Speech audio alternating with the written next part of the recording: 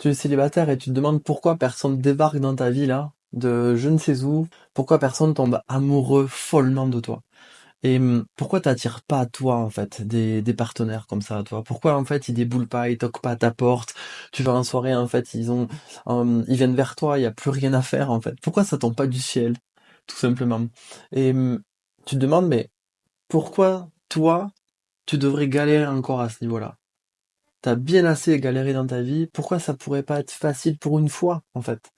T'as envie de lever tes yeux au ciel et dire, s'il vous plaît, en fait, aidez-moi, amenez-moi un partenaire, que ce soit facile pour une fois, cette histoire.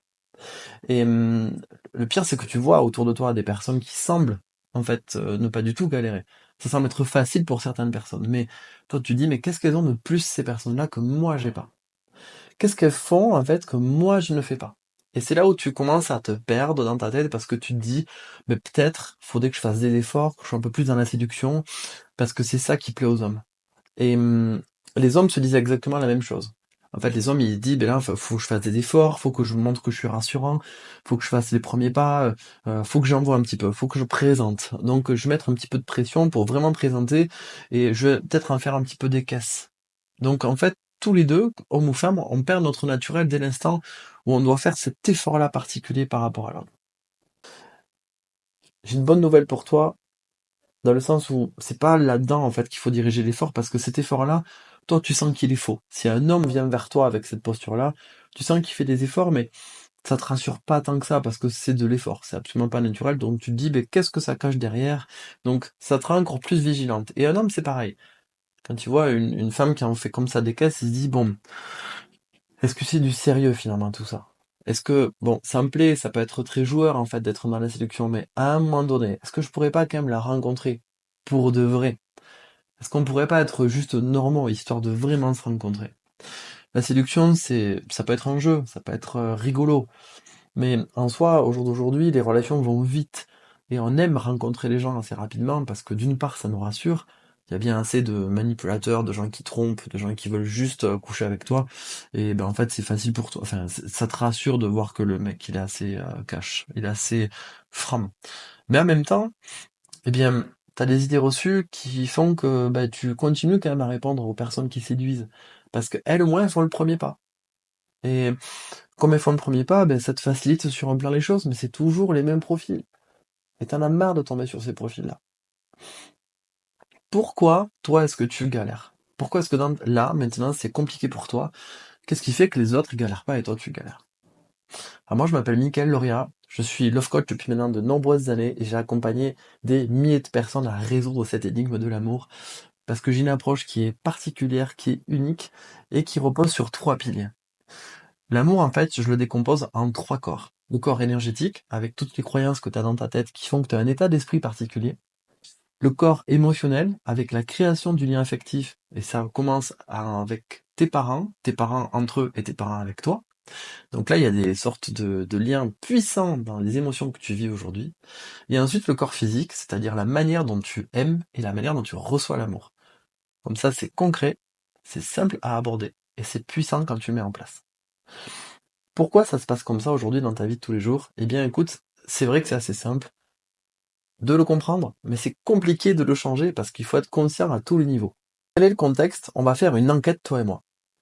Le contexte, c'est que là, tu es en attente, et en fait, personne ne s'intéresse à toi. Du moins, toi, tu te racontes que personne ne s'intéresse à toi. Et donc, dans ce scénario-là, tu vas devoir t'adapter et être seul.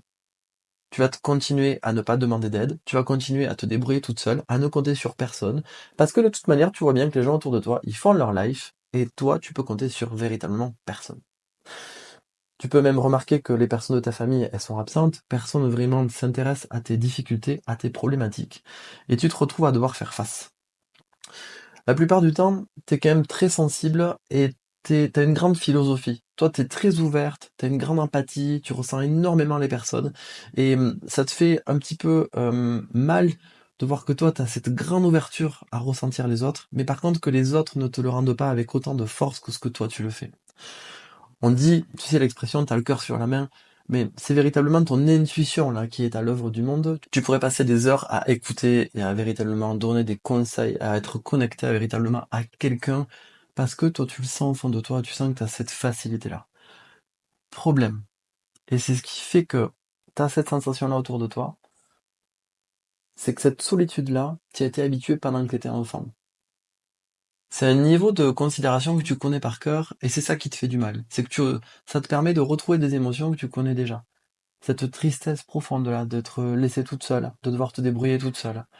Et en même temps, cette colère qu'on te considère pas, que c'est pas juste, qu'en fait, tout ce qui s'est passé là, toi, t'as rien fait pour que ça arrive. Ou voire même, t'es en colère parce que certaines personnes, elles pourraient quand même te rendre l'appareil, ou elles pourraient être là pour toi. Par exemple, tes parents, ton père, ta mère, etc. Ça te fait circuler en toi des émotions que tu connais par cœur, et c'est souvent les mêmes. Tu te retrouves là dans un contexte que tu connais réellement par cœur. Cette solitude-là, cette sensation amère que t'as, cette souffrance en toi et ce vide-là qui tourne en toi, tu le connais par cœur, cette sensation. Comment faire pour sortir de ça? Eh bien, tu pourrais initier des liens. Tu pourrais apprendre à demander de l'aide.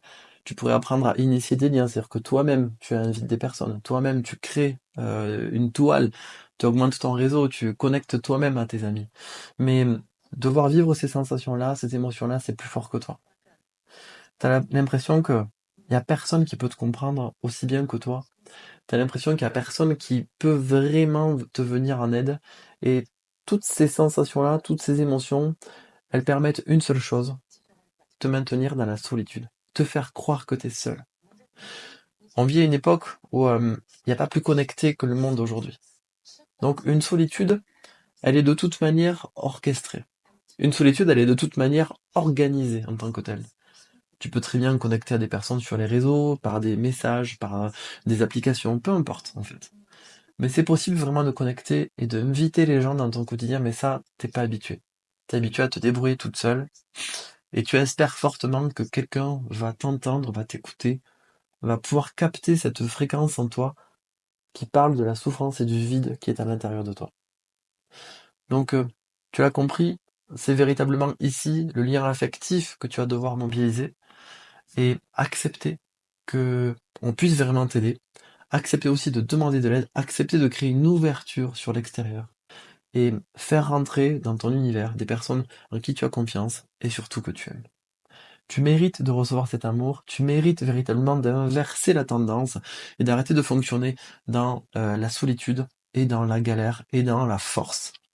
Ça peut être beaucoup plus doux comme vie, ça peut être beaucoup plus simple dans les liens affectifs, mais ça pour toi c'est un petit peu nouveau aujourd'hui, t'as besoin de réapprendre. Comme toi, moi je suis sorti de ma vie d'adolescent avec des blessures d'abandon et de rejet très puissantes, et je suis rentré dans la vie avec cette force-là que je devais m'en sortir et qu'il fallait vraiment que j'assure. Et j'ai mis toute mon énergie dans le travail, j'ai mis beaucoup d'énergie dans ce que je produisais pour les autres, et lorsque j'ai fait le bilan de ce que je produisais pour moi-même, eh bien c'était assez mince, parce que je me suis jamais vraiment intéressé à mes véritables besoins et aussi ma manière de connecter aux autres. En fait, je connectais en donnant, mais je laissais pas souvent la porte ouverte aux autres pour venir me donner. J'avais du mal à recevoir parce que je me sentais pas digne de recevoir. J'avais pu vivre des dévalorisations, mais tu sais, l'abandon et le rejet, en fait, t'as quand même la sensation que t'as une très faible valeur, donc on va pas se mentir. Euh, Quand tu sors de là avec des blessures telles que l'abandon, le rejet, et même toutes les blessures, j'ai envie de dire, eh bien, tu vas vérifier si ces blessures, elles peuvent toujours exister dans les liens aujourd'hui, et ça, c'est complètement inconscient. On se met à l'écart tout seul, en fait, des liens, et on a la sensation que personne ne vient vers nous. Mais concrètement, ton cerveau, il a enregistré que dans les contextes d'une telle blessure, toi, tu t'en es sortie vivante.